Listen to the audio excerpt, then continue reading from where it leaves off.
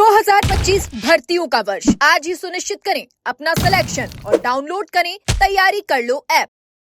SI भर्ती को रद्द करने के लिए लगातार जो संघर्ष है वो किया जा रहा है। बड़ी संख्या में जो अभ्यर्थी हैं वो यहाँ पर शहीद स्मारक में बैठे हैं, तो वहीं पर जो खुद सांसद हनुमान बेनीवाल है वो इनका हौसला अफजाई कर रहे हैं और खुद यहाँ पर संघर्ष में जुटे हुए हैं कि ताकि अभ्यर्थियों का जो भविष्य है वो यहाँ पर खराब ना हो। और जिस तरीके से पूरा मामला चलता हुआ नजर आ रहा है उस पर किसी न किसी तरह की जो कार्रवाई है वो यहाँ पर होती हुई नजर आए। सांसद हनुमान बेनीवाल जी हमारे साथ में, उनसे बात कर लेते हैं। सर, लगातार जो संघर्ष है वो जारी है और जिस तरीके से अभ्यर्थी यहाँ पर जुटे हुए हैं, देखिए रात शाम भी हो चुकी है लेकिन इसके बावजूद भी उनका जोश है वो खत्म होता हुआ नजर नहीं आ रहा है।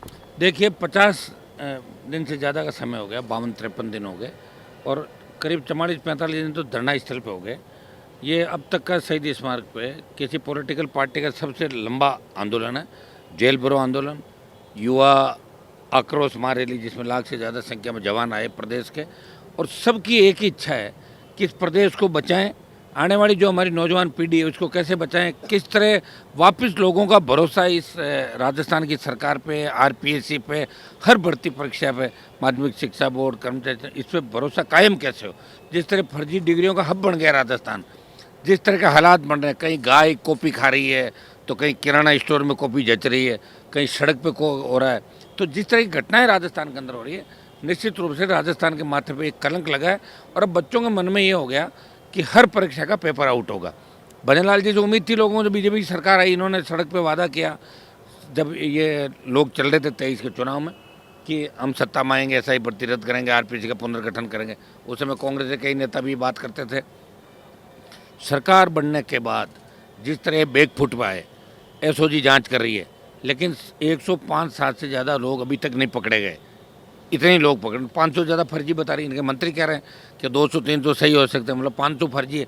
फिर दिक्कत कहाँ आ रही है? तो कहीं न कहीं दिक्कत, बड़ी दिक्कत है और ये बड़े कनेक्शन है। हम ये चाहते हैं कि मामला सीबीआई में जाए, रीड लेवल फर्स्ट का मामला भी सीबीआई के अंदर जाए। आज ईडी ने जिस मामले के अंदर राजस्थान में रेड करी है, फ्रॉड एक कंपनी है उसके खिलाफ, उसका किसी नेता से बहुत बड़ा कनेक्शन है। हमारी जानकारी के अंदर ही आया कि किसी कांग्रेस नेता के बहुत क्लोज है। तो ये हालात राजस्थान के अंदर अगर बन गए, बाड़ी खेत को खाने लग गई, तो इस खेत को कौन बचाएगा? जब राजस्थान के अंदर चोर चोर मोसेरे भाई, एक बार तुम और एक बार मैं, ये स्थिति चल पड़ी तो आने वाली स्थिति भयावह हो जाएगी। राष्ट्रीय लोकतांत्रिक पार्टी राजस्थान के मान सम्मान को बचाने के लिए पूरा प्रयास कर रही है। आरएस मेंस 23 की प्रक्रिया पूरी हुई नहीं, 24 आप रद्द नहीं कर रहे हो।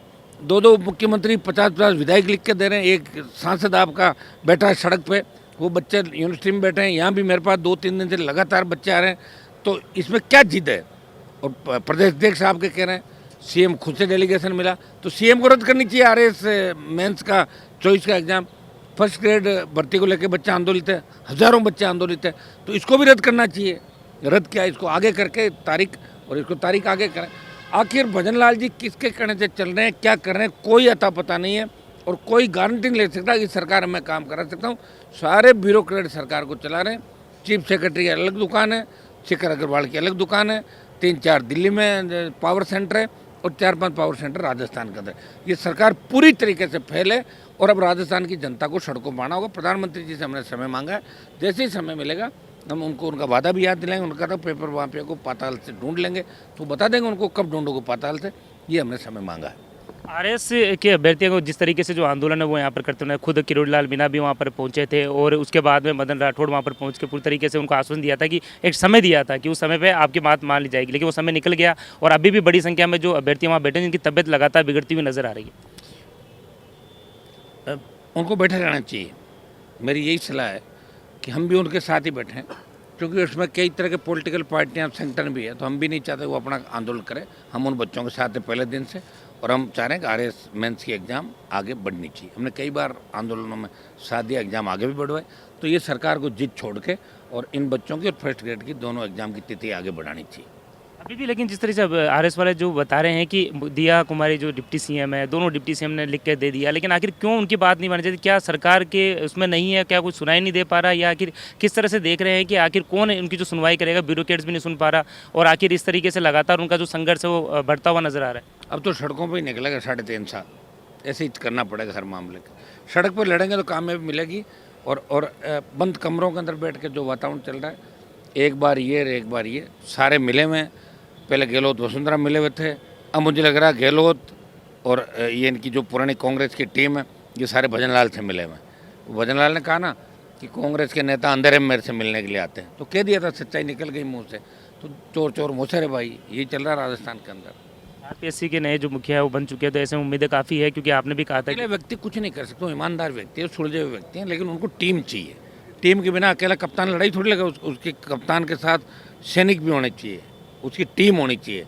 किसकी कप्तानी वो करे, कप्तान तो बन गए, लेकिन बाकी जो फौज है, जिस तरह एक मेंबर का पद खाली, बाकी जो मेंबर है करीब करीब आरोप लग चुके। आरपीएससी का पुराना डरा है, वही कर्मचारी है गोपनीय शाखा से लेकर सब शाखाओं में, तो उन सबको निकालें और पुनर्गठन करें यूपीएससी की तर्ज पे, ये हमारी मांग है। बिल्कुल। देखिए, ये थे सांसद हनुमान बेनीवाल, जिन्होंने साफ तौर पे कहा है कि इनका जो आंदोलन है वो लगातार जारी है। तो वहीं पर जो आरएस जो अभ्यर्थी वहाँ पर बैठे हैं वो उनके साथ में है, उनको भी आंदोलन लगातार जारी रखने की ज़रूरत है, क्योंकि जब आंदोलन करेंगे तो ही उनकी मांगें पूरी होती हुई नजर आएगी। फिलहाल एसआई भर्ती के ऊपर बड़ी संख्या में जो अभ्यर्थी हैं आज भी जो बैठे हुए हैं और खुद सांसद हनुमान बेनीवाल यहाँ पर संघर्ष करते हुए नजर आ रहे हैं। कैमरामैन रमाकांत व्यास के साथ सतवीर सिंह राठौर, एजुकेशन नगरी।